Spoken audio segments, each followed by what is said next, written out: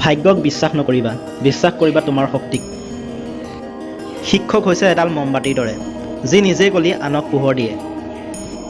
কিছুমান নিচাই মানুহক তিলে তিলে ধ্বংস কৰে, কিন্তু কিতাপৰ নিচাই মানুহক নিত্য নৱৰূপত সৃষ্টি কৰে।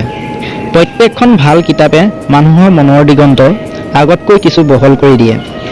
তেওঁ চেতনা আগতকৈ কিছু প্ৰসাৰিত কৰি দিয়ে। তেওঁ কল্পনা আগতকৈ কিছু সমৃদ্ধ কৰি দিয়ে।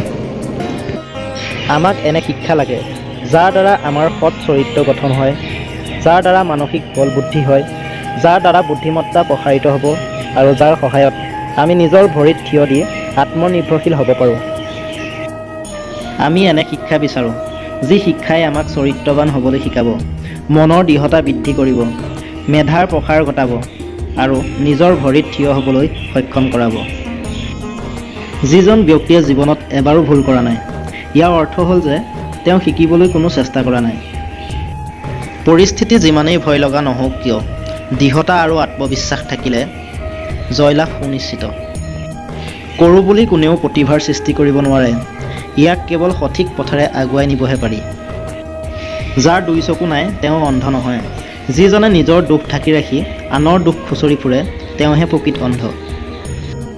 আনক সমালোচনা কৰিবলৈ যোৱাৰ আগতে নিজক সমালোচনা কৰা। নিজেই শুদ্ধ আৰু পবিত্ৰ হ'ব পাৰিলেহে আনৰ বিষয়ে মতামত দিয়াৰ যোগ্যতা অৰ্জন কৰিব পাৰিবা।